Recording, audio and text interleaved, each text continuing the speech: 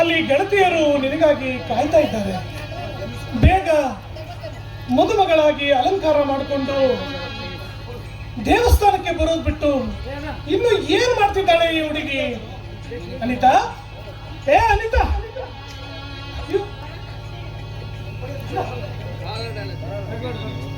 ಎಂತ ಹುಚ್ಚು ಹುಡುಗಿ ಅಲ್ಲ ಇದು. ಬೇಗ ಅಲಂಕಾರ ಮಾಡಿಕೊಂಡು ಮದುವೆ ಮಂಟಪಕ್ಕೆ ಬರೋದು ಬಿಟ್ಟು ಹಾಯಾಗಿ ಮಲ್ಕೊಂಡ್ಬಿಟ್ಟಿದ್ದಾಳಲ್ಲ. ಓಹೋ, ನಿನ್ನೆ ಮಧ್ಯರಾತ್ರಿವರೆಗೂ ಎಚ್ಚರ ಇತ್ತು. ಅಪ್ಪ ನನಗೆ ಅದು ಕೊಡಿಸ್ಬೇಕು, ಅಪ್ಪ ನಾನು ಇದನ್ನ ಮಾಡ್ಕೋಬೇಕು, ಅಪ್ಪ ನಾನು ಮೆಹಂದಿ ಹಾಕೋಬೇಕು, ಏನೇನೋ ಅಂತ ಮಧ್ಯರಾತ್ರಿವರೆಗೂ ಎಚ್ಚರ ಇತ್ತಲ್ಲ. ಹಂಗಾಗಿ ನಿದ್ದೆ ಕಟ್ಟಿ ಮಲಗಿರ್ಬೇಕು. ಅಪ್ಪ ನನಗೆ ಮಲ್ಲಿಗೆ ಹೂ ತರಬೇಕು. ಮದುಮಗಳಾಗಿ ನೀನ್ ತಂದು ಮಲ್ಲಿಗೆ ಹೂವನ್ನೇ ನಾನು ಮುಡಿಯಲ್ಲಿ ಮುಟ್ಕೋಬೇಕಪ್ಪ ಅಂತ ಹೇಳಿದ್ದಿಲ್ಲಮ್ಮ. ಅದಕ್ಕಾಗಿನ ನಿನಗಾಗಿನೇ ಮಲ್ಲಿಗೆ ಹೂ ತಂದಿದ್ದೀನಿ. ಇಷ್ಟೊತ್ತಾದ್ರೂ ಹೇಳೇ ಇಲ್ವಲ್ಲ. ಎಲ್ಲಿ ನಾನೇ ಎಬ್ಬಿಸ್ತೀನಿ.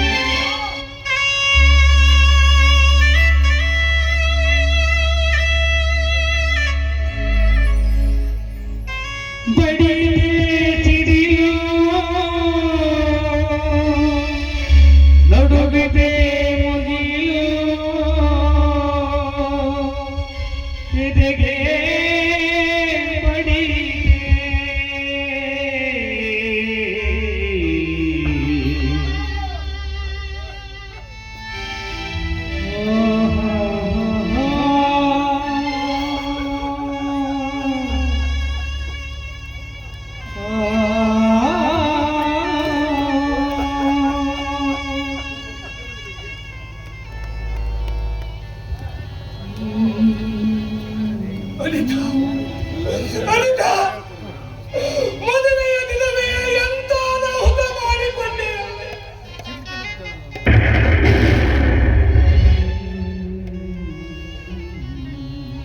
ಮದುವೆಗೆ ಬಂದ ಜನಕ್ಕೆ ನಾನು ಏನೆಂದು ಹೇಳಿ ಕಳಿಸಲಿ ಅಮ್ಮ? ಯಾಕಮ್ಮ ವಿಷ ಕುಡಿದು ಆತ್ಮಹತ್ಯೆ ಮಾಡಿಕೊಳ್ಳುವಂತ ಗಂಡಾಂತರವಾದರೂ ಏನು ಬಂದಿತ್ತು?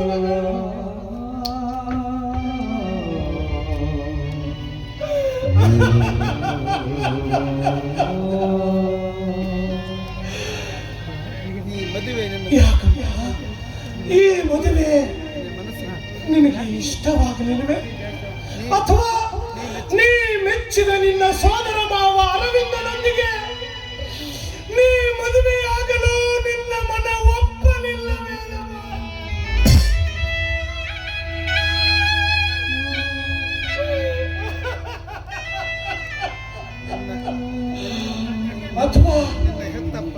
ಅಥವಾ ನಿನ್ನ ಹೆತ್ತಪ್ಪ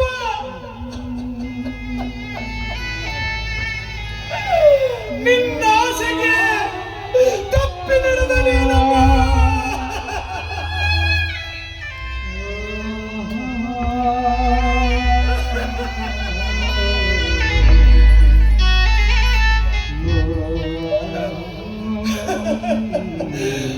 ಆತ್ಮಹತ್ಯೆ ಮಾಡಿಕೊಳ್ಳುವಂತ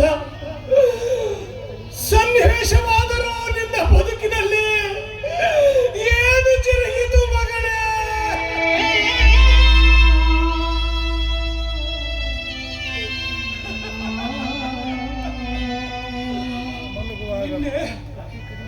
ಮಧ್ಯರಾತ್ರಿವರೆಗೂ ಹೇಳ್ತಿದ್ದೆ, ಅಪ್ಪ ನೀನು ನನ್ನ ಮದುವೆ ದಿನ ನನ್ನ ಕಣ್ಮುಂದೆ ಓಡಾಡ್ಬೇಕು. ಅದರಿಂದ ತಾಳಿ ಕಟ್ಟುವಾಗ ನೀನು ಕಣ್ಮುಂದೆ ಇರಬೇಕು. ನನ್ನ ಮದುವೆನ ಕಣ್ ತುಂಬಾ ನೋಡ್ಬೇಕು ಅಂತೆಲ್ಲ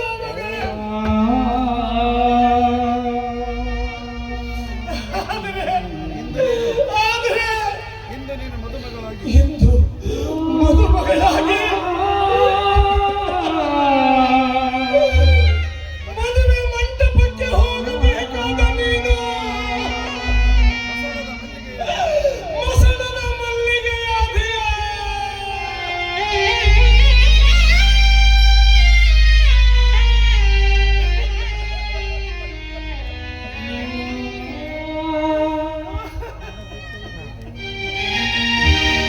ನಗುತ್ತೈತೆ ದೈವಾಲಿ ಹೊಡುತ್ತೈತೆ ಜೀವಾಲಿ ವಿಧಿಯಾಟ ಕಳೆದು ಮಾನವ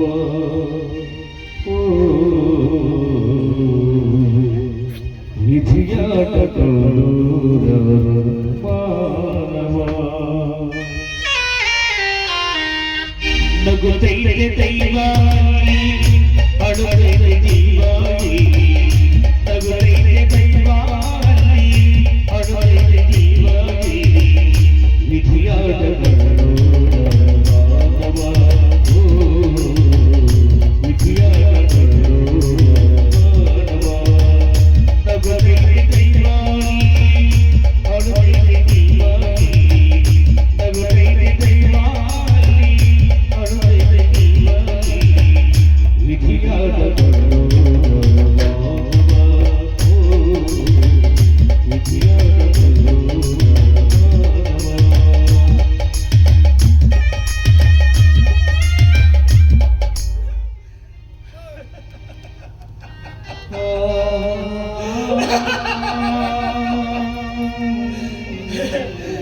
ಮಲ್ಲಿಗೆ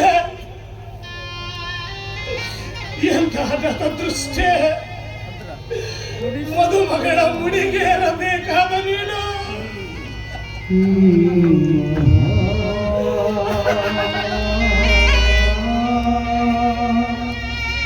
ಕುಡಿಸೋಲ್ಲಿ ಕುಳಿತೋರು ಕುಡಿಯೋರು ನಾವು ನೆಲೆಗಲ್ಲ ನಡೆದು ಹಿಂಗೆ ನಡೆದು ಬರಲು ವಿಧಿಯೇ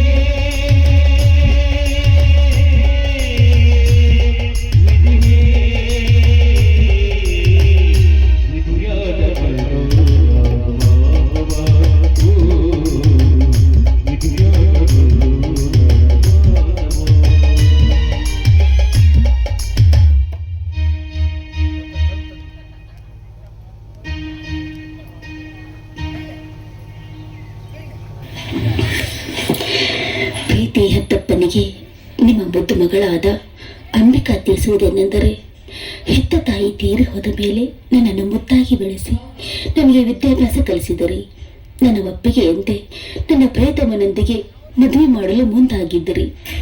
ಈ ಉಪಕಾರ ನಾನು ಯಾವತ್ತೂ ಮರೆಯಲಾರೆ. ಆದರೆ ಮದುವೆಯ ಮೊದಲೇ ದಿನವೇ ನನ್ನ ಜೀವನದಲ್ಲಿ ನಡೆಯಲಾರದ ಘಟನೆ ಒಂದು ನಡೆದೋಯ್ತು ಅಪ್ಪಾಜಿ. ಮನೆಯಲ್ಲಿ ನೀವ್ಯಾರೂ ಇಲ್ಲದ ಸಮಯದಲ್ಲಿ ಈ ಊರಿನ ನ್ಯಾಯಾಧೀಶರೆನಿಸಿಕೊಂಡಿರುವ ಧನರಾಜ್ ಧಣಿ ಮಗ ಮಹಾಂತೇಶ್ ನಮ್ಮ ಮನೆಗೆ ಬಂದು ಕಾಮದ ಕೆಟ್ಟ ವಿಚಾರದಲ್ಲಿ ಶೀಲವೆಂಬ ಹಾಲಿನಲ್ಲಿ ಹುಳಿಯನ್ನು ಹಿಂಡೆದ. ಅಪವಿತ್ರವಾದ ಈ ದೇಹವನ್ನ ಮತ್ತೊಬ್ಬರಿಗೆ ಅರ್ಪಿಸೋದು ಮಹಾ ತಪ್ಪಂತ ತಿಳಿದು ನಾನಿವತ್ತು ಆತ್ಮಹತ್ಯೆ ಮಾಡಿಕೊಂಡೆ. ಇದು ನಿಮಗೆ ತಪ್ಪಂತ ಭಾವಿಸಿದ್ರೆ ದಯವಿಟ್ಟು ನನ್ನ ಕ್ಷಮಿಸಿ ಬಿಡಿ. ಇಂತಿ ನಿಮ್ಮ ಮಗಳು ಅಂಬಿಕಾ.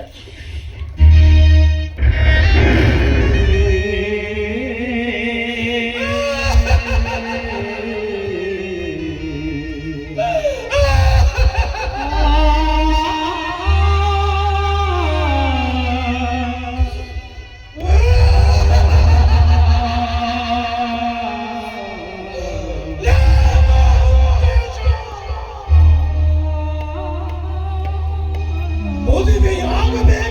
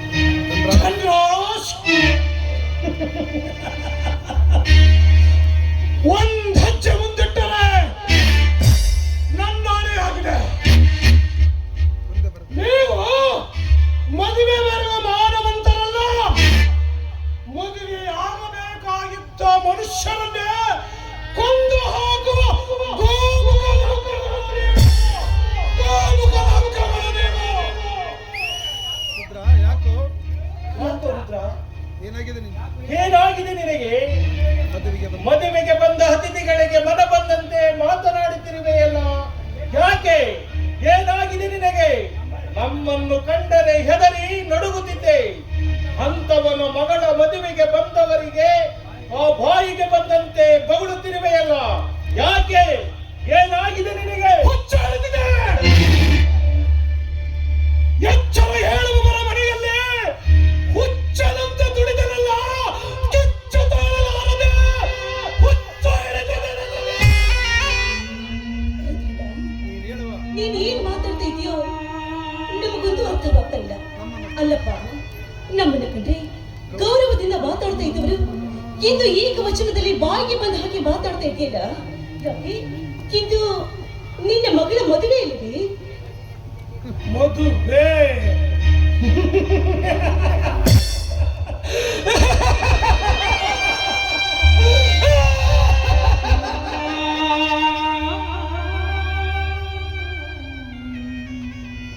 ಮದುವೆ ಎಂಬ ಮೂರಕ್ಷರ ಮುಗಿದು ಹೋಗಿದೆ ತಾಯಿ.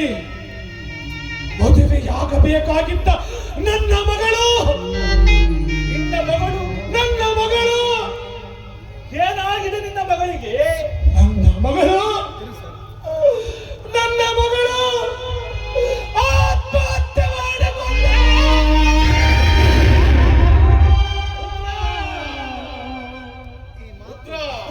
ಈ ಮಾತು ಸತ್ಯವೇನೋ? ಸತ್ಯ, ಸತ್ಯ, ಸತ್ಯ. ಸತ್ತು ಸುಂದರವಾಗಿ ಮಲಗಿದ್ದಾಳೆ. ನೋಡಿ, ನೀವು ಒಮ್ಮೆ ನೋಡಿ.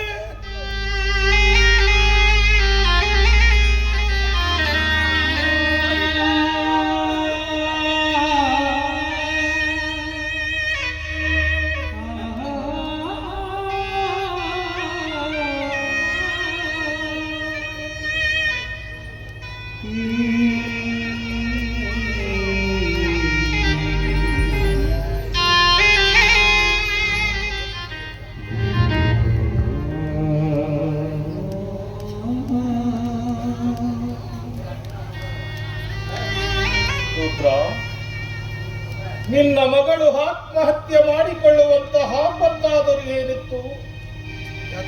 ಯಾತಕ್ಕಾಗಿ ಆತ್ಮಹತ್ಯೆ ಮಾಡಿಕೊಂಡಳು?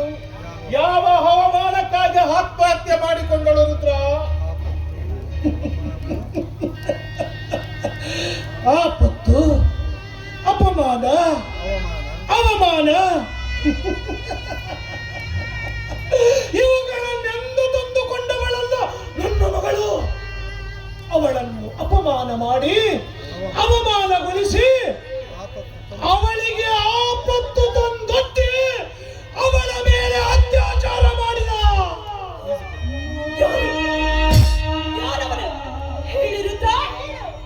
ಯಾರವನು ಕುಲಪಾತಕ? ಯಾರವನು ಹೇಳು? ನಿನ್ನ ಮಗಳ ಆತ್ಮಹತ್ಯೆಗೆ ಕಾರಣಕರ್ತನಾದ ಆ ಕುಲಪಾತಕ ಯಾರು?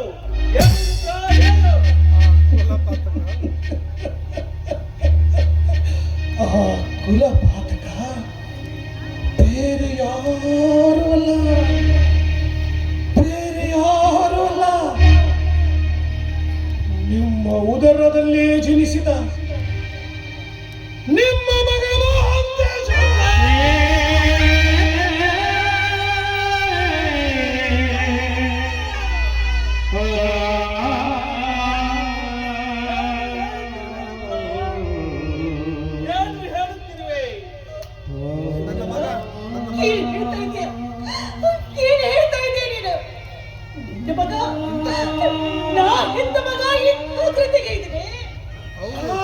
ಹೌದು, ನೀ ಹೆತ್ತ ಮಗನೇ ಈ ಕೆಲಸ ಮಾಡಿದ್ದು.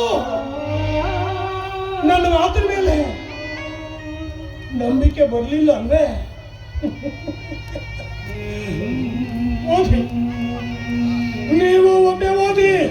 ಇದು ನಿಮ್ಮ ಮಗ ಮಾಡಿದ ದುರಂತವಿದು. ಓದಿ.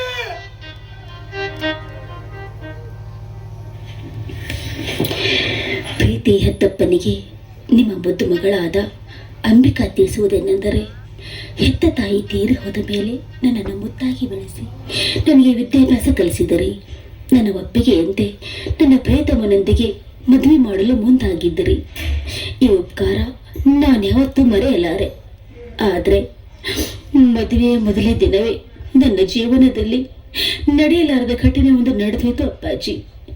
ಮನೆಯಲ್ಲಿ ನೀವ್ಯಾರೂ ಇಲ್ಲದ ಸಮಯದಲ್ಲಿ ಈ ಊರಿನ ನ್ಯಾಯಾಧೀಶರೆನಿಸಿಕೊಂಡಿರುವ ಧನರಾಜ್ ಧಣಿ ಮಗ ಮಹಾಂತೇಶ್ ನಮ್ಮ ಮನೆಗೆ ಬಂದು ಕಾಮದ ಕೆಟ್ಟ ವಿಚಾರದಲ್ಲಿ ಶೀಲವೆಂಬ ಹಾಲಿನಲ್ಲಿ ಹುಳೆಯನ್ನು ಹಿಂಡಿದ.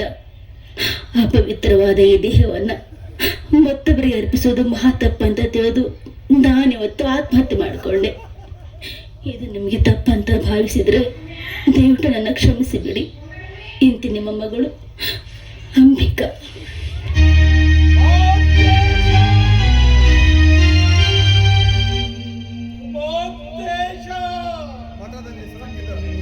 ಮಠದಲ್ಲಿ ಸಾಕಿದ ಗಿಡಿ ಎಂದು ನಾನು ತಿಳಿದುಕೊಂಡಿದ್ದೆ. ಕಟುಕರ ಮಾತು ಕೇಳಿ ಹಸಿ ಮಾಂಸ ತಿನ್ನುವ ರಣ ಹತ್ತು ನೀನೆಂದು ತಿಳಿದಿರಲಿಲ್ಲ. ನನ್ನ ಮಗ ಇಂಥ ಮೋಸ ಮಾಡ್ತೀನಿ ಅಂತ ನಾನು ಕನಸಿನಲ್ಲಿ ಕೂಡ ಭಾವಿಸಿರ್ಲಿಲ್ಲ. ಯಾರು ನೆನೆಸಿರಲಿಲ್ಲ. ಯಾರು ನೆನೆಸಿರಲಿಲ್ಲ ತಾಯಿ. ಈ ಸನ್ನಿವೇಶವನ್ನ ಯಾರು ನೆನೆಸಿರಲಿಲ್ಲ. ಆದ್ರೆ ತನ್ನ ಕನಸನ್ನು ನನಸು ಮಾಡಿಕೊಂಡು ಹೋದವರು ಈಗಿಲ್ಲ. ಉಳಿದವರು ನಾವು ಮೂರೇ ಜನ. ನೋಡಿ, ಈ ಸನ್ನಿವೇಶವನ್ನ ನೀವು ಒಮ್ಮೆ ಕಣ್ಣಾರೆ ನೋಡಿ. ಏಕೆಂದ್ರೆ ಇಂಥ ಸುಂದರ ಸನ್ನಿವೇಶ ನಿಮ್ಮ ಜೀವನದಲ್ಲಿ ಮತ್ತೆಂದೂ ಸಿಗಲಾರದು.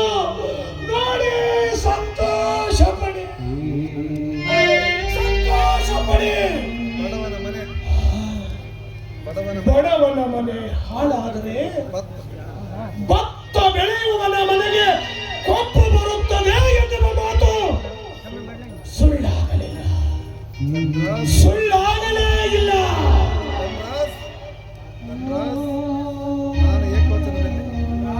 ಧನ್ರಾಜ್, ಧನ್ರಾಜ್, ಓಹೋ, ನಿಮ್ಮನ್ನ ಏಕವಚನದಲ್ಲಿ ಕರೆದ್ರೆ ನಿಮ್ಮ ಆತ್ಮಕ್ಕೆ ತುಂಬಾ ನೋವಾಗ್ತದೆ ಅಲ್ವೇ? ಏಕೆಂದ್ರೆ ನೀವು ಮಾನವಂತರ ಮನೆತನದ ಮುತ್ತುಗಳು. ನೀವು ಮುತ್ತುಗಳು. ಮದುವೆಯಾಗಿ 3 ವರ್ಷವಾದರೂ ನಿಮ್ಮ ಉದರದಲ್ಲಿ ಮಕ್ಕಳು ಹುಟ್ಟಲಿಲ್ಲ. ನಿಮ್ಮ ಹೊಟ್ಟೆಯಲ್ಲಿ ಮಗು ಹುಟ್ಟಲಿ ಎಂದು ಕಂಡ ದೇವರುಗಳಿಗೆಲ್ಲ ಕೈ ಮುಗಿದು ಪ್ರಾರ್ಥಿಸಿದೆ.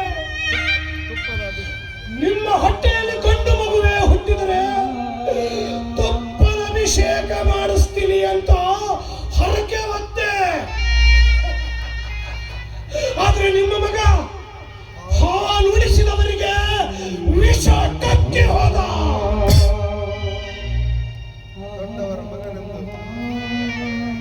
ದೊಡ್ಡವರ ಮಗನೆಂದು ಎತ್ತಿ ಮುದ್ದಾಡಿದೆ. ಆದರೆ ಎತ್ತಿ ಮುದ್ದಾಡಿದವನ ಎದೆಗೊತ್ತು ಹೋದ ನಿಮ್ಮ ಮಗ.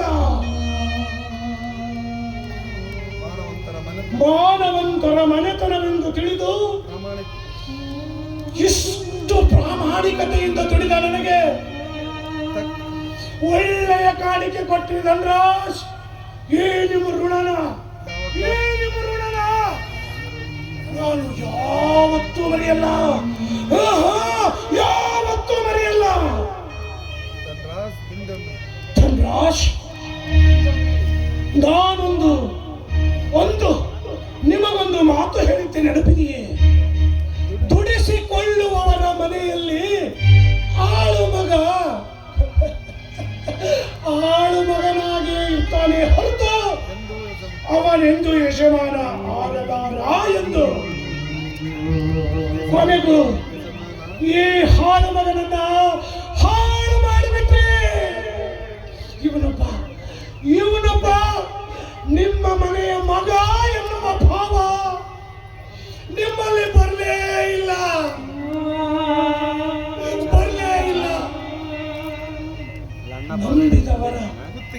ನಂಬಿದವರ ಕುತ್ತಿಗೆ ಕತ್ತರಿಸುವ ನಿಮ್ಮನ್ನ ಏನಂತ ಕರಿಬೇಕು? ಏನಂತ ಕರಿಬೇಕು? ನಿಮ್ಮನ್ನ ಮಾತಾಯ್ ಕಟ್ಟುವ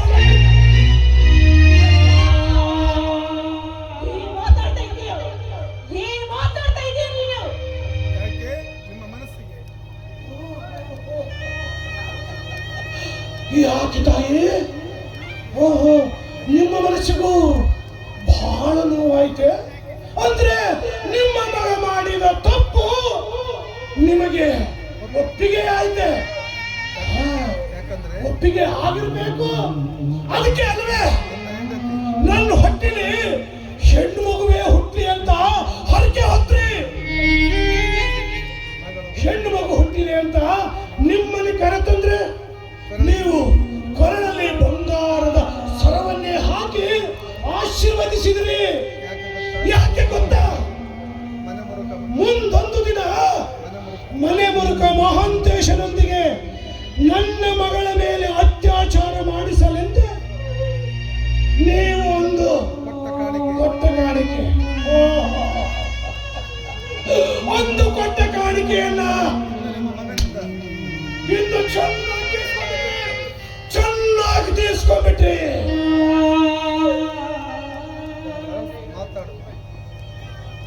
ಧನರಾಜ್, ಮಾತಾಡಿ ಮಾತಾಡಿ ಮಾತಾಡಿ. ಯಾಕೆ? ಮಾತನಾಡುವ ನಾಲಿಗೆ ನಾಚಿಕೊಂಡಿದೆ, ಧೈರ್ಯ ಹೆದರಿಕೊಂಡಿದೆ, ಅಥವಾ ಮಾತನಾಡುವ ದಿಕ್ಕೆ ತಪ್ಪಿ ಹೋಯಿತೆ?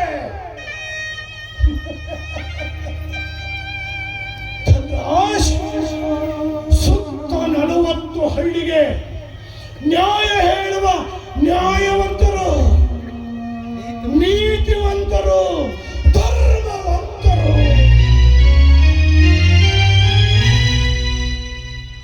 ಧರ್ಮವಂತರ ಮನೆಯ ಅಂಗಳದಲ್ಲಿ ಹಾವೊಂದು ಹೊತ್ತ ಕಟ್ಟಿದ್ದು ನಿಮಗೆ ಗೊತ್ತಾಗಲೇ ಇಲ್ಲ. ನೀವು 10 ಜನಕ್ಕೆ ಅಮೃತ ಉಣಿಸಿದಿರಿ. ಆದರೆ ನಿಮ್ಮ ಮನೆಯ ಅಂಗಳದಲ್ಲಿ ಬೆಳೆದ ಹಾವೊಂದು ವಿಷ ಕಚ್ಚಿದ್ದು ನಿಮಗೆ ಗೊತ್ತಾಗಲೇ ಇಲ್ಲ. ಹೆತ್ತವರಾದ ನಿಮಗೆ ಅದು ಗೊತ್ತಾಗಲೇ ಇಲ್ಲ. 10 ಜನರಿಗೆ ಬಟ್ಟು ಮಾಡಿ ತೋರಿಸುವ, 10 ಜನರಿಗೆ ಬಟ್ಟು ಮಾಡಿ ತೋರಿಸುವ ನಿಮ್ಮ ಅನ್ನದ ತಟ್ಟೆಯಲ್ಲಿ ಹೊಂದಿಯೊಂದು ಸತ್ತು ಬಿದ್ದಿದ್ದು ನಿಮಗೆ ಗೊತ್ತಾಗಲೇ ಇಲ್ಲ. ಇದು ಮಾನವಂತರ ಮನೆತನದ ಕಥೆ ಅಲ್ಲಲ್ಲ, ಇದು ವ್ಯಥೆ ವ್ಯಥೆ. ಇಲ್ಲಪ್ಪ, ದಯವಿಟ್ಟು ಈ ರೀತಿ ಮನೆ ನೋವಾಗುವ ಹಾಗೆ ಮಾತಾಡ್ಬೇಡಪ್ಪ, ಮಾತಾಡ್ಬೇಡ. ದಯವಿಟ್ಟು ನೀನು ಮೌನ ತಾಳಿ ನಿಲ್ಲು. ಮಧ್ಯದಲ್ಲಿ ಮಾತನಾಡಬೇಡ. ರುದ್ರ, ಮಾತನಾಡು ರುದ್ರ, ಮಾತನಾಡು. ಏನ್ ಮಾತನಾಡ್ಬೇಕು ಅನ್ಕೊಂಡಿದೆಯೋ ಎಲ್ಲವನ್ನು ಮಾತನಾಡಿಬಿಡು, ಎಲ್ಲವನ್ನು ಮಾತನಾಡಿಬಿಡು. ಇದಕ್ಕೆ ನನ್ನ ಹಕ್ಕಾಂತರವೇನಿಲ್ಲ. ಏಕೆಂದರೆ ಮನನೊಂದು ಮಾತನಾಡುವವರ ಮುಂದೆ ಮರಳಿ ಮಾತನಾಡುವುದು ಮಹಾ ತಪ್ಪಾಗುತ್ತದೆ ರುದ್ರ. ಮಕ್ಕಳನ್ನು ಕಳೆದುಕೊಂಡ ನೋವು ಎಂತ ಕರುಳಿಗೆ ಗೊತ್ತಾಗುತ್ತದೆ ವಿನಃ ಬಿಂದು ನೋಡುವವರಿಗೆ ತಿಳಿಯಲಾರದು ರುದ್ರ. ನಿಂತು ನೋಡುವವರಿಗೆ ತಿಳಿಯಲಾರದು ರುದ್ರ. ಇವತ್ತು ನಿನ್ನ ಮಗಳು ಸತ್ತಿಲ್ಲ ಕಣೋ. ನನ್ನ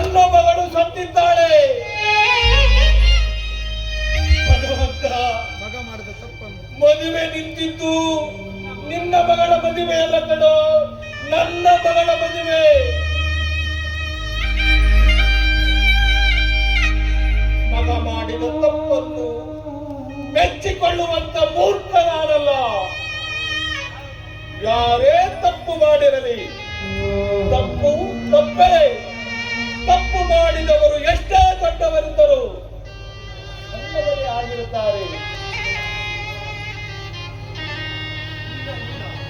ಪುತ್ರ, ಈಗ ನೀನು ಬರೀ ಮಾತಿನ ಪೆಟ್ಟಿನಿಂದ ಒಡೆಯುವುದಷ್ಟೇ ಅಲ್ಲ, ನಿನ್ನ ಕಾಲಲ್ಲಿರುವ ಕೆಲದಿಂದ ಒಡೆದರು ನಾನು ಒಪ್ಪಿಕೊಳ್ಳುತ್ತೇನೆ. ಏಕೆಂದರೆ ತಪ್ಪು ಮಾಡುವ ಮಕ್ಕಳನ್ನು ಹೆತ್ತಿದ್ದು ಅಲೆದವರ ಕರ್ಮ ಕಳೆದುಕೊಳ್ಳಬೇಕಾಗಿರುವುದು ಹೆತ್ತವರ ಧರ್ಮ. ಹರಿದಾಗ ನೀನು ಮಾತನಾಡುವುದರಲ್ಲಿ ತಪ್ಪಿಲ್ಲ ರುದ್ರ. ನಿನ್ನ ಮಾತಿನಿಂದ ನಾವು ಸಿಟ್ಟಾಗಬಾರದು. ಆದರೆ ಇಷ್ಟೇ ನೀನು ಕಳೆದುಕೊಂಡ ಮಾನ ಮಗಳು ಮತ್ತೆ ಮರಳಿ ಬರಲಾರರು.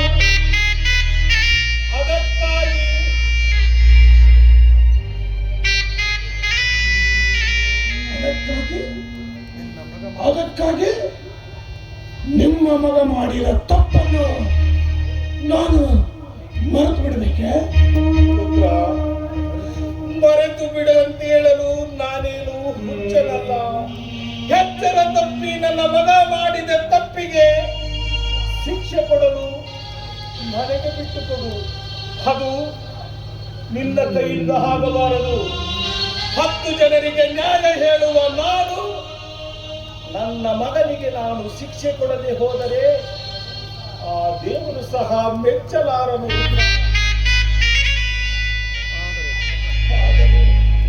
ಆದರೆ ನಿನ್ನ ಹತ್ತಿರ ಒಂದೇ ಒಂದು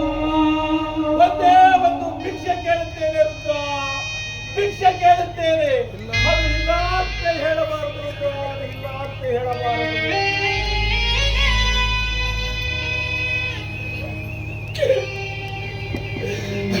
ಏನ್ ಕೇಳಬೇಕಂತೀರ ರುದ್ರ?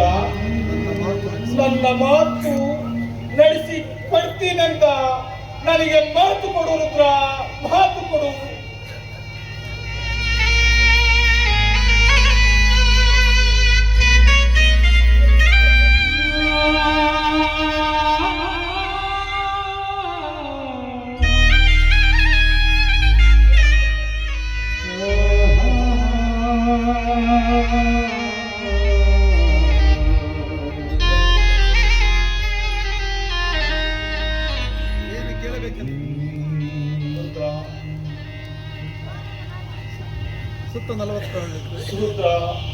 ಸುತ್ತ 40 ಹಳ್ಳಿಯ ಜನರ ಮನೆತನದಲ್ಲಿ ನಮ್ಮ ಮನೆತನ ನ್ಯಾಯವಂತರ ಮನೆತನ, ಮಾನವಂತರ ಮನೆತನ.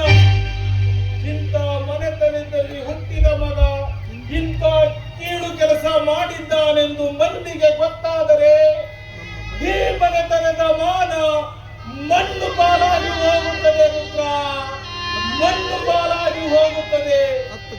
10 ಜನರ ಮಧ್ಯದಲ್ಲಿ ನಾವು ಜೀವಂತವಿದ್ದರೂ ಸತ್ತಂತೆ ರುದ್ರ, ಸತ್ತಂತೆ.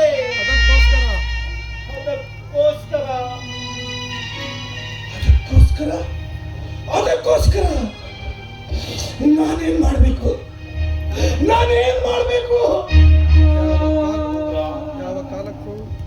ಯಾವ ಕಾಲಕ್ಕೂ ಯಾರ ಮುಂದೆಯೂ ನಿನ್ನ ಮಗಳ ಸಾವಿಗೆ ನನ್ನ ಮಗನೇ ಕಾರಣ ಅಂತ ಹೇಳಬಾರದು.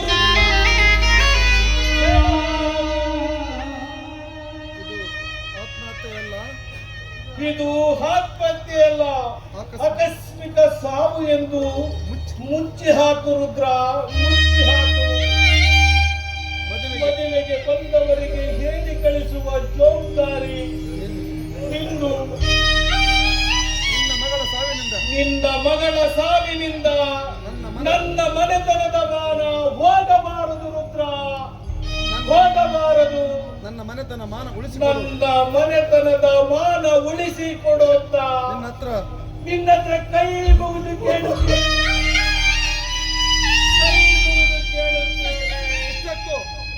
ಇಷ್ಟಕ್ಕೂ ಇಷ್ಟಕ್ಕೆ ನಿನಗೆ ಕರುಣೆ ಬರದೆ ಹೋದರೆ ನಿನ್ನ ಕಾಲ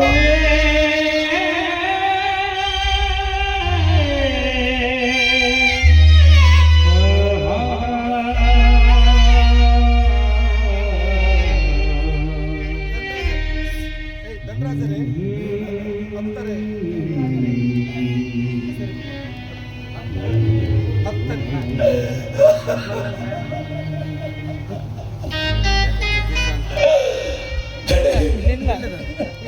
ಸಿದ್ಧವಲ್ಲ ಹತ್ತರೆ ಕಣ್ಣೀರು ಬರುವುದು ಸ್ವಾಭಾವಿಕ. ಅಲ್ಲಿ ಅವ್ರು ಕೇಳು ಆದ್ರೆ ನೀವು ಹೇಳೋ ಮಾತು ಹತ್ತರು ಕಣ್ಣೀರು ಬರದಂತೆ ಹೇಳು ಅಂತ ಹೇಳುವಂತಿದೆ. ಹೌದು ರುದ್ರ ಹೌದು ರುದ್ರ, ಇದು ಇದು ಅನಿವಾರ್ಯ. ಏನು ಮಾಡುವುದು ಏನು ಮಾಡುವುದು ಹೇಳು? ಕೈ ಸುಟ್ಟ ಕೈ ಸುಟ್ಟ ದೀಪದ ತಪ್ಪಿಗೆ ಪಣತೆಯನ್ನು ಹೊಡೆಯಬಾರದು ರುದ್ರ, ಪಣತೆಯನ್ನು ಹೊಡೆಯಬಾರದು. ಹೌದು ರುದ್ರ, ಮಗ ಮಾಡಿದ ತಪ್ಪಿಗೆ ಹೆತ್ತವರ ಬಂಧನಕ್ಕೆ ಕೊಂದು ತರಬೇಡ. ಹೆತ್ತವರಿಗೆ ಶಿಕ್ಷೆ ಕೊಡಬೇಡ. ನೀನು ನೀನು ಕೂಡ ಅದೇ ಬಗೆಯಲ್ಲಿ ಬೆಳೆದವನು.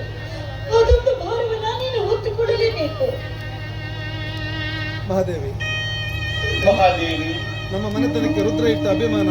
ಮಹಾದೇವಿ, ನಮ್ಮ ಮನೆತನದ ಬಗ್ಗೆ ರುದ್ರ ಇಟ್ಟಿರುವ ಅಭಿಮಾನ ನಿನ್ನ ಮಗ ಹಿಡಲಿಲ್ಲ ಕಡೆ, ನಿನ್ನ ಮಗ ಹಿಡಲಿಲ್ಲ. ಆ ಅಭಿಮಾನ ಮೊದಲು ನೀನು ಗೊತ್ತು ಮಾಡಿಕೋ. ರುದ್ರ, ರುದ್ರದ ಮೇಲೆ ರುದ್ರ, ನೀನು ಶವ ಸಂಸ್ಕಾರಕ್ಕೆ ವ್ಯವಸ್ಥೆ ಮಾಡು. ರುದ್ರ, ಮಗಳ ಶವ ಸಂಸ್ಕಾರ ಮಾಡಲು ಎಲ್ಲ ಸಿದ್ಧತೆ ಮಾಡಿದ್ದು ನಾನು ಮದುವೆಗೆ ಬಂದವರಿಗೆ ಹೇಳಿ ಕಳಿಸುವೆ ರುದ್ರ, ಹೇಳಿ ಕಳಿಸುವೆ. ಮುಂದೆ ಅವರೇ ನಿಲ್ಲು ನಿಲ್ಲು. ಧನರಾಜ್, ಧನರಾಜ್, ನಿಮ್ಮ ಮನೆಯ ಅನ್ನ ಉಂಡ ಋಣಕ್ಕಾಗಿ, ನಿಮ್ಮ ಮನೆಯ ಅನ್ನದ ಋಣಕ್ಕಾಗಿ, ನಿಮ್ಮ ಮಾತು ನಿಮ್ಮ ಮನೆಯ ಅನ್ನದ ಋಣಕ್ಕಾಗಿ ನಿಮ್ಮ ಮಾತು ನಡೆಸ್ಕೊಡ್ತೀನಿ. ಆದ್ರೆ ನಿಮ್ಮ ಮಾತು ನಡೆಸ್ಕೊಡ್ತೀನಿ. ಇದು ಆತ್ಮಹತ್ಯೆ ಅಂತ ಮುಚ್ಚಾಕಿಬಿಡ್ತೀನಿ. ಆದ್ರೆ ನಿಮ್ಮ ಮಗ ಮಾಡಿದ ತಪ್ಪಿಗೆ ನೀವು ಶಿಕ್ಷೆ ಕೊಡದೆ ಹೋದ್ರೆ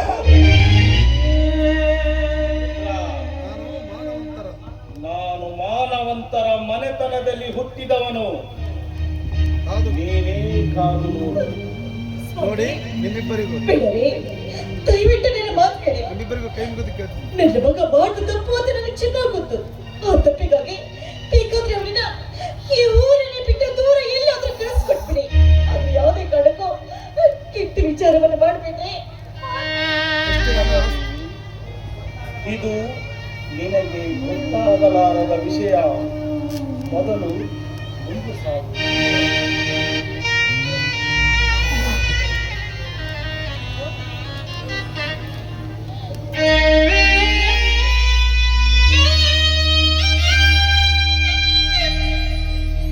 ಸಿರಿದೇವಿ, ಎಂತ ದುರಂತಕ್ಕೆ ಮಾಂಗಲ್ಯ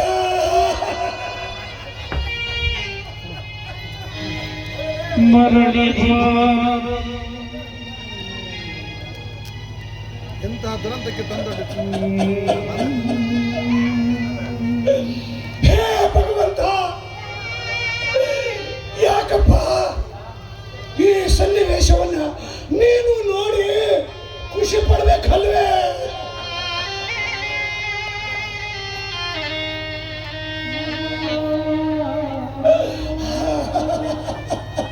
ಹೇ ಭಗವಂತ, ನೀನು ಸೂತ್ರಧಾರ, ನಾವು ಪಾತ್ರಧಾರಿಗಳು. ನೀನು ಕುಣಿಸಿದಂತೆ ಕುಣಿಯುವ ಗೊಂಬೆಗಳಪ್ಪ ನಾವು ಗೊಂಬೆಗಳು. ಮಗಳೇ ಮಗಳೇ ಅನಿತಾ, ನಿನಗೆ ನ್ಯಾಯ ದೊರಕಿಸಿಕೊಡಲು ನನ್ನಿಂದ ಸಾಧ್ಯ ಆಗಲಿಲ್ಲವಮ್ಮ. ಏಕೆಂದ್ರೆ ಅನ್ನವಿಟ್ಟವರ ಅನ್ನವಿಟ್ಟವರ ಮಾತು ನನ್ನನ್ನ ಬಂಧಿಸಿ ಬಿಟ್ಟಿದೆಯಮ್ಮ, ಬಂಧಿಸಿ ಬಿಟ್ಟಿದೆ. ಅದಕ್ಕೆ ತಿಳಿದವರು ಹೇಳಿರಬೇಕು, ಹೆತ್ತ ಮಕ್ಕಳಿಗಿಂತ ತುತ್ತಿಟ್ಟವರೇ ಭಾರ ಎಂದು, ತುತ್ತಿಟ್ಟವರೇ ಭಾರ ಎಂದು. ಈ ಸಮಯದಲ್ಲಿ ಮಗಳೇ ಅನಿತಾ, ಮರಳಿ ಬಾರದೂರಿಗೆ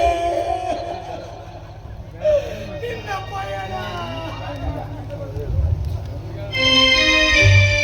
ಜಯಪಡವೆಂದೇ ನಾನಯ್ಯ, ಆಡಿಸೋ ಸೂತ್ರಧಾರಿ ನೀನಯ್ಯ. ಒಳಗಿನ ತೆರೆದೆಯೋ ಹೀಯ ಮರ್ಮವ ತಿಳಿದಿದೆಯೋ. ಒಳಗಿನ ತೆರೆದೆಯೋ ಹೀಯ ಮರ್ಮವ ತಿಳಿದಿದೆಯೋ. ನಾನೆಯೆಂಬ ಭಾವ ನಾಶವಾಯಿತು, ನೀನೆಯೆಂಬ ನೀತಿ ನಿಜವಾಯಿತು. ನಾನೆಯೆಂಬ ಭಾವ ನಾಶವಾಯಿತು, ನೀನೆಯೆಂಬ ನೀತಿ ನಿಜವಾಯಿತು. ಒಳಗಿನ ತೆರೆದಿದೆ. ಹೊರದೈಸಿನ ಬಾರಿ ಮಾಡೋ ನೋಡಕ್ಕೆ ನೋಡಾಗೈತಿಲ್ಲ ಸ್ವಾಮಿ, ಹಗಲು ರಾತ್ರಿ ಇದೆ ಈ ರೀತಿ ಚಿಂತೆಯ ಭ್ರಾಂತಿಯಲ್ಲಿ ಕುಳಿತುಕೊಂಡ್ರೆ ಸತ್ತು ಹೋದ ರುದ್ರನ ಮಗಳು ಮತ್ತೆ ಮರಳಿ ಬರೋದಕ್ಕೆ ಸಾಧ್ಯವಿದೆ. ಆಗಿದ್ದು ಆಗೋಯ್ತು, ನಡೆದದನ್ನೆಲ್ಲ ಮರೆತು ಸುಮ್ಮನಾಗ್ರಿ. ನೀವು 3 ದಿನದಿಂದ ಏನೇನು ಕೂಡ ತಿಂದಿಲ್ಲ, ತೆಗೆದುಕೊಳ್ಳಿ. ಸ್ವಲ್ಪ ಈ ಹಾಲನ್ನಾದ್ರೂ ಕುಡಿಯಿರಿ.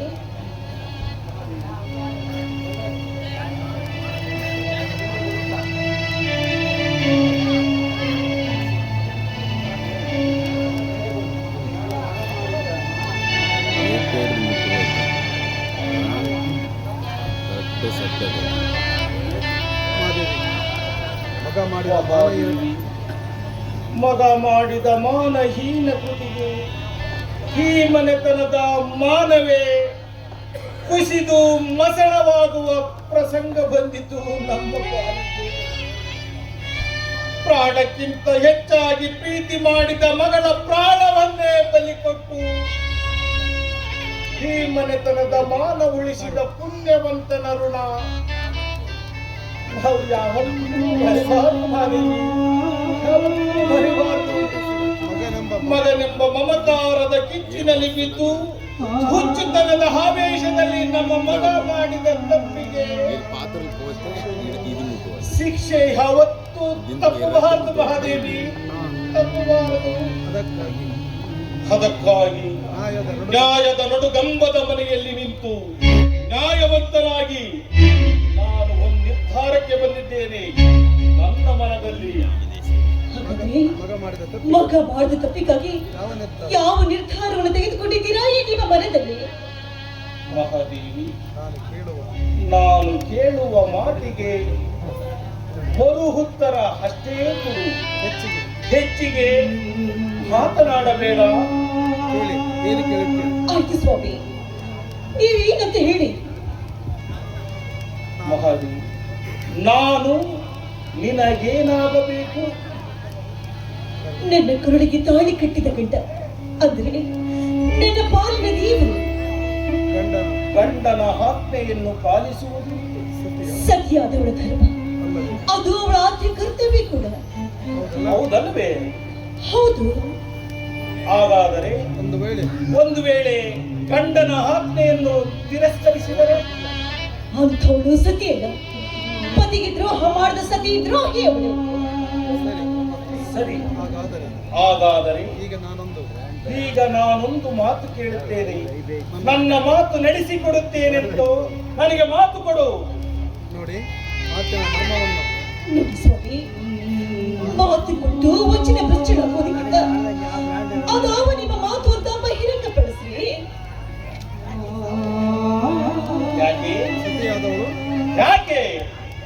ಸತಿಯಾದವಳು ಪತಿ ಧರ್ಮ ಪಾಲಿಸುವುದು, ಪತಿ ಆಜ್ಞೆಯನ್ನು ಪಾಲಿಸುವುದು ಸತಿ ಧರ್ಮವೆಂದು ಈಗ ತಾನೇ ನಿನ್ನ ನಾಲಿಗೆಯಿಂದ ನೀನೇ ನುಡಿದಿರುವೆ ಅಂದಾಗ ನನ್ನ ಮಾತಿನ ಅಂತರಂಗವನ್ನು ತಿಳಿಯುವ ಅವಶ್ಯಕತೆ ನಿನಗಿಲ್ಲ.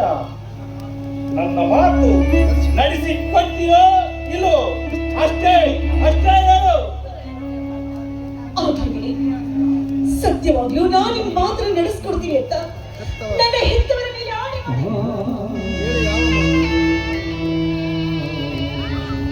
ಮಹಾದೇವಿ ಸತಿ ಧರ್ಮದ ಭಕ್ತಿಯಲ್ಲಿ ಮಹಾದೇವಿ ಸತಿ ಧರ್ಮದ ಭಕ್ತಿಯಲ್ಲಿ ಪತಿ ಕುಡಿಯಲೆಂದು ಈ ಹಾಲು ನನಗೆ ತಂದಿರುವೆ. ಆದರೆ ಇವತ್ತು ಈ ಹಾಲಿನ ಅವಶ್ಯಕತೆ ನನಗಿಲ್ಲ. ನೀ ತಂದ ಈ ಹಾಲು ನಿನ್ನ ಕೈಯಾರ ನಿತ್ಯ 10 ಗಂಟೆಗೆ ಕುಡಿಯುವ ನಿನ್ನ ಮಗ ದೇಶ ಕುಡಿಬೇಕು. ಆದರೆ ನಿನ್ನ ಮಗ ಕುಡಿಯುವ ಈ ಹಾಲಿನಲ್ಲಿ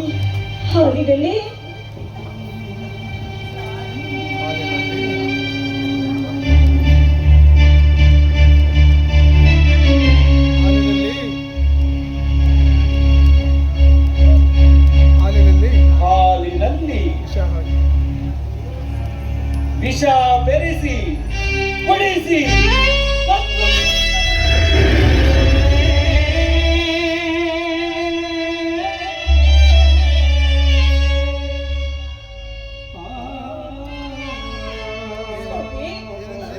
ಹೇಳ್ತಾ ಇದ್ದೀರಾ? ಏನು ಹೇಳ್ತಾ ಇದ್ದೀರಾ ನೀವು? ನಾನು ಹೆತ್ತ ಮಗನಿಗೆ ವಿಷ ಬಿಡಿಸಿ ಈ ಮಾತನ್ನ ನೀವೇ ಹೇಳ್ತಾ ಇದ್ದೀರಾ? ಅಮೃತವನ್ನು ಬಿಡಿಸಿದ ಈ ನನ್ನ ಕೈಗಳಿಂದ ವಿಷ ಬಿಡಿಸಲೇ ಇಲ್ಲ ಇಲ್ಲ, ಇದು ನನ್ನಿಂದ ಸಾಧ್ಯವಿಲ್ಲ ರೀ, ಇದು ನನ್ನಿಂದ ಸಾಧ್ಯವಿಲ್ಲ. ಮಹಾದೇವಿ, ಹೌದು ಮಹಾದೇವಿ, ಹೌದು. ನೀನು 9 ತಿಂಗಳು ಹೊತ್ತು ಹೆತ್ತು ಎದೆ ಹಾಲು ಕೊಟ್ಟು ತುತ್ತು ಮಾಡಿ ಉಣಿಸಿದ ನನಗೂ ಗೊತ್ತಾಗುತ್ತದೆ ಕಡೆ. ಆದರೂ ವಿಧಿ ವಿಲಾಸದ ದುರಂತದಲ್ಲಿ ಹೆತ್ತ ಮಗನನ್ನು ಬಲಿ ತೆಗೆದುಕೊಳ್ಳುವ ಕರ್ಮ ಹೆತ್ತವರಿಗೆ ಬರೆದಿರುವಾಗ ಬ್ರಹ್ಮ ತಪ್ಪಿಸಲು ಯಾರಿಂದಲೂ ಸಾಧ್ಯವಿಲ್ಲ. ಮಹಾದೇವಿ ಮಗನೆಂಬ ಮಮಕಾರವನ್ನು ಮನದಲ್ಲಿ ಸುಟ್ಟು ಹಾಕು. ಈ ಮನೆತನದ ಮಾನ ಉಳಿಸಲು ಮುಂದಾಗು. ಏಕೆಂದರೆ ಹೆತ್ತ ಮಕ್ಕಳ ಪ್ರಾಣಕ್ಕಿಂತ ಈ ಮನೆತನದ ಮಾನ ಬಹಳ ಪ್ರಾಮುಖ್ಯವಾಗಿದೆ. ಇದು ನಿಜವಾದ ಮಾನವಂತರ ಮನೆತನದ ಲಕ್ಷಣ. ಈ ಮನೆಯ ಮಾನಕ್ಕಾಗಿ ನಿನ್ನ ಮಗನ ಪ್ರಾಣ ನೀನು ಬಲಿ ಪಡೆಯಲೇಬೇಕು.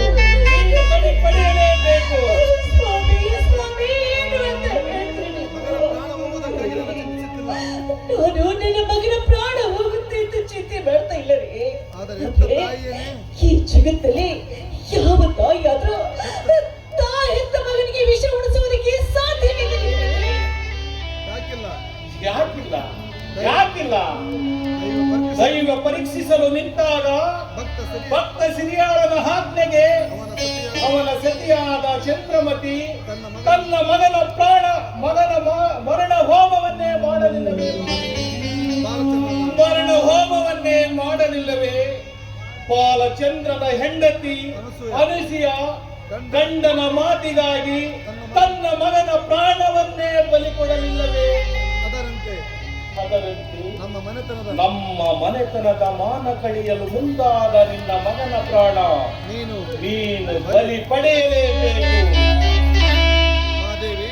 ಮಹಾದೇವಿ, ಮಾನವಂತ ಮಾನವರಿಗೆ ಒಬ್ಬ ಕವಿ ಒಂದು ಮಾತು ಹೇಳಿದ್ದಾರೆ. ಪ್ರಾಣ ಹೋದರೂ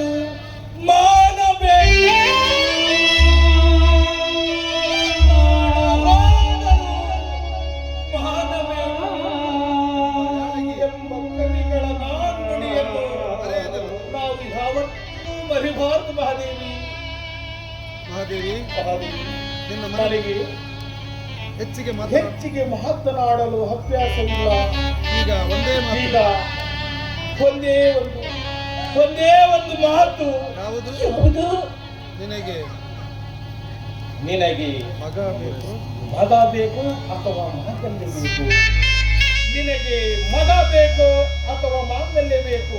ನಿನಗೆ ಮಗ ಬೇಕು ಅಥವಾ ಮಾಂಗಲ್ಯ ಬೇಕು?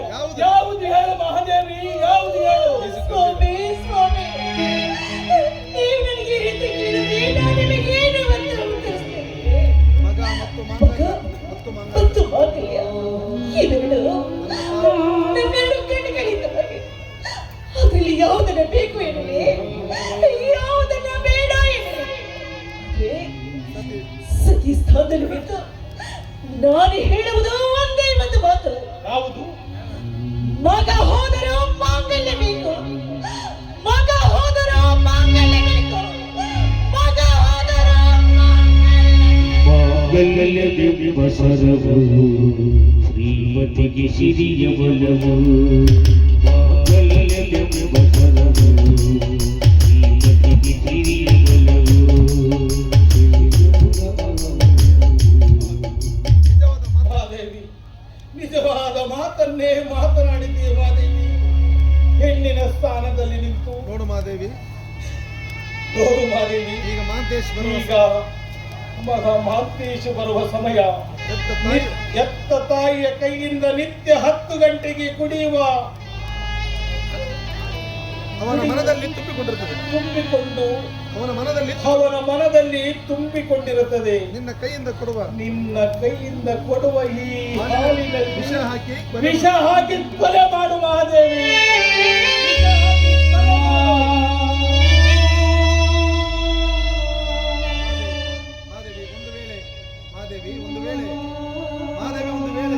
ಮಹಾದೇವಿ, ಒಂದು ವೇಳೆ ಹೊತ್ತು ಮುಳುಗುವುದರೊಳಗಾಗಿ ನಿನ್ನ ಹೆತ್ತ ಮಗನನ್ನು ನೀನು ಬಲಿ ತೆಗೆದುಕೊಳ್ಳದೆ ಹೋದರೆ ನಿನ್ನ ಕೊರಳಿಗೆ ಮಾಂಗಲ್ಯ ಕಟ್ಟಿದ ನಿನ್ನ ಗಂಡ ಇಂದು ರಾತ್ರಿ ಆತ್ಮಹತ್ಯೆ ಮಾಡುತ್ತಾನೆ.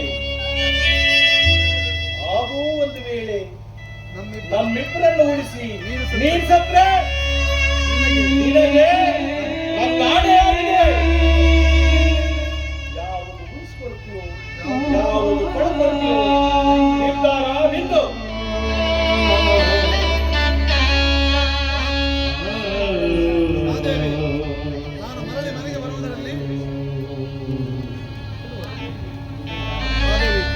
ಮಹಾದೇವಿ, ನಾನು ಮನೆಗೆ ಮರಳಿ ಬರುವಷ್ಟರಲ್ಲಿ ಮನೆಯಲ್ಲಿ ಮಗ ಇರಬಾರದು. ಮನೆಯಲ್ಲಿ ನಿನ್ನ ಮಗ ಇರಬಾರದು.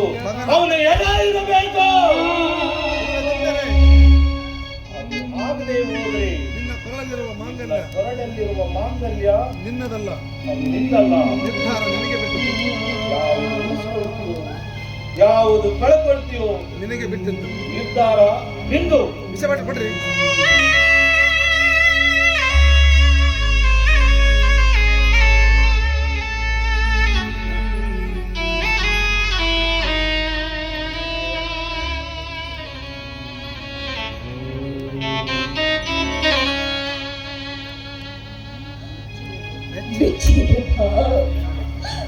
ಬೆಚ್ಚಿದ ಬ್ರಹ್ಮ ನಿನ್ನ ಕೃತಿಗೆ ಅದೆಷ್ಟು ವಿಚಿತ್ರವಾಗಿ ಸೃಷ್ಟಿ ಮಾಡ್ತೀಯ. ಏನಿನ ಬದುಕಿನ ದುರಂತ ಕಥೆಯನ್ನ ಮೆಚ್ಚಬೇಕು ಬ್ರಹ್ಮ, ಮೆಚ್ಚಬೇಕು ಬ್ರಹ್ಮ ನಿನ್ನ ಕೃತಿಗೆ.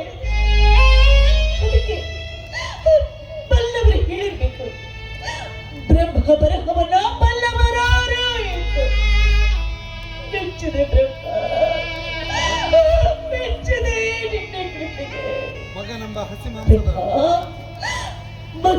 ಹಸಿ ಮಾಂಸದ ಮುದ್ದೆಯನ್ನಾಗಿ ಮಾಡಿ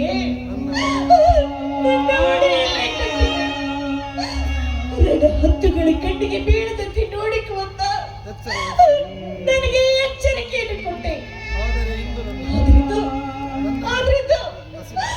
ಆ ಹಸಿ ಮೋಸವನ್ನು ತಿನ್ನುವಂತ ಹಸಿದ ಹೊಳೆಯನಾಗಿ ನನ್ನನ್ನೇ ನೆಲೆಸಿದೆ. ಹಸಿ ಮೋಸವನ್ನು ತಿಂದ್ರೆ ವಿಷಯ ಅಂತ ನನಗೂ ಕೂಡ ಗೊತ್ತು. ಆದರೆ ತಿನ್ನದೆ ಹೋದ್ರೆ ನರಕಕ್ಕೆ ದಾರಿ ಅಂತ ನನಗೆ ಕಟ್ಟಪ್ಪಣೆ ಬಿಟ್ಟೆ. ಯಾಕೆ ಗೊತ್ತೇ? ಯಾಕೆ ನನ್ನ ಯಾವ ತಪ್ಪಿಗೆ ಈ ರೀತಿ ಶಿಕ್ಷೆಯನ್ನು ಕೊಟ್ಟೆ? ನಾನು ಬದುಕಬಾರದು ಅಂತ ನೀನು ಬಯಸಿದ್ದೆ ನಿಜವಾಗಿದ್ರೆ ನನ್ನನ್ನೇಕೆ ಜೋರಿಸಿದೆ ಈ ಭರದ ಭೂಮಿಯಲ್ಲಿ? ಹೆತ್ತ ಮಗನನ್ನೇ ಕೊಂದ ಕೊಲೆಗಾರ್ತಿ ಎಂಬ ಕಿರೀಟವನ್ನ ನಾನು ಹೊತ್ತುಕೊಳ್ಳಬೇಕು.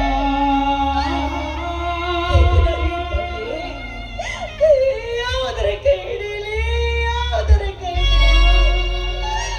ನಾನೇ ಏನು ಮಾಡಲಿ?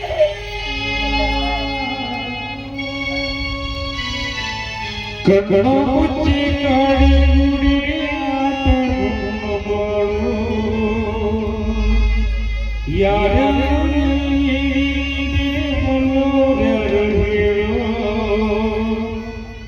ಅಯ್ಯೋ ನನ್ನ ಪ್ರೀತಿ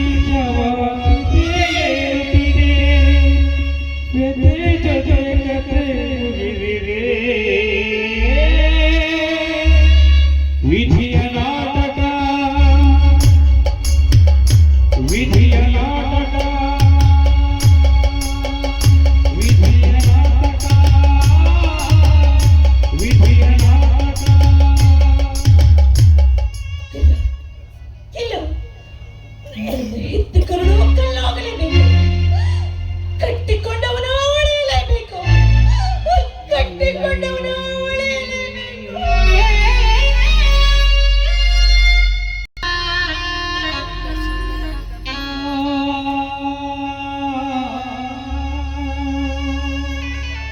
ದೇವರೇ ಪತಿ ಆಜ್ಞೆಯಂತೆ ಹಾಲಿನಲ್ಲಿ ವಿಷ ಬೆರೆಸಿದರು.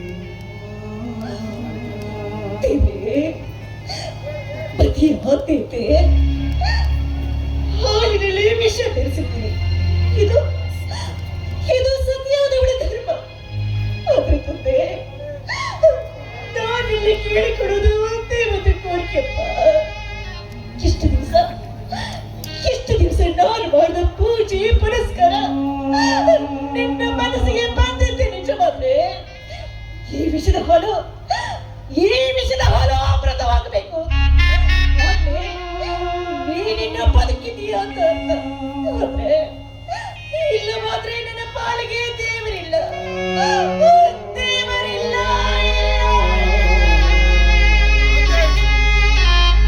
ಮಾತೇಶ್,